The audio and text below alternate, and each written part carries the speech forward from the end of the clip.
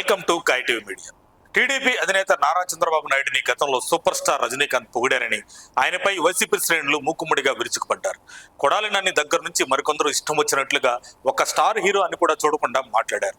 ఆయన ఏమన్నారు? వైసీపీ అధినేత జగన్ ను చిన్న మాట కూడా అనలేదు. అసలు రజనీకాంత్ రాజకీయ కార్యక్రమానికి రాలేదు. ఆయన వచ్చింది కేవలం ఎన్టీఆర్ కార్యక్రమంలో పాల్గొనడానికి. చంద్రబాబు గురించి తన స్వంత అభిప్రాయం చెప్పారు. దాంతో వైసీపీ ముక్కలు ఎదురుదాడికి దిగిపోయి ఆయనపై పరుష పదజాలంతో బూతులతో విరుచుకుపడ్డారు. ఇప్పుడు అధికారం పోయిన తర్వాత కూడా వారి తీరు మారడం లేదని అంటున్నారు కొందరు. అప్పుడేమో రజనీకాంత్ ని, ఇప్పుడేమో బ్రహ్మశ్రీ చాగంటి కోటేశ్వరరావు గారిని టార్గెట్ చేస్తున్నారు. విద్యా విలువల సదస్సులో బ్రహ్మశ్రీ చాగంటి వారు కుటుంబ విలువల గురించి, తల్లిదండ్రులకు ఇవ్వాల్సిన ప్రాధాన్యత గురించి చెప్పారు. అలాగే చంద్రబాబు రాష్ట్రం కోసం కష్టపడుతున్నారని అన్నారు. అంతే. వైసీపీ గురించి కానీ, జగన్ గురించి కానీ అస్సలు మాట్లాడలేదు. కానీ వైసీపీ సైకులకు చాగంటి బాబును పొగడటం ఏమాత్రం నచ్చలేదు.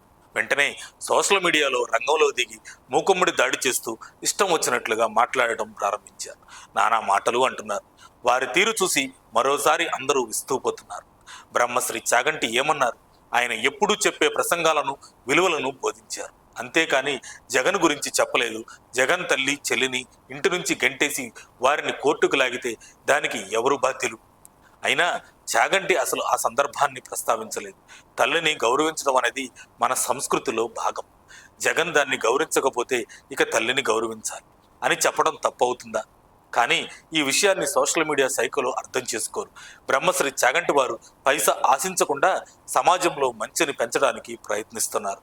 భావితరాలకు విలువల్ని నేర్పుతున్నారు. ఆయన లాంటి వారిని గౌరవించడం అంటే మనల్ని మనం గౌరవించుకోవడమే. అలా చేయకపోతే వారు కనీస మానవ విలువలు లేనట్లేనని విశ్లేషకులు వైసీపీ సైకులను హెచ్చరిస్తున్నారు. మరిన్ని అప్డేట్స్ కోసం మా కాయ్ టీవీని సబ్స్క్రైబ్ చేసుకోండి. మా వీడియో కనుక మీకు నచ్చినట్లయితే లైక్ చేయండి, షేర్ చేయండి. మీ విలువైన అభిప్రాయాలను కామెంట్ బాక్స్లో తెలియజేయండి.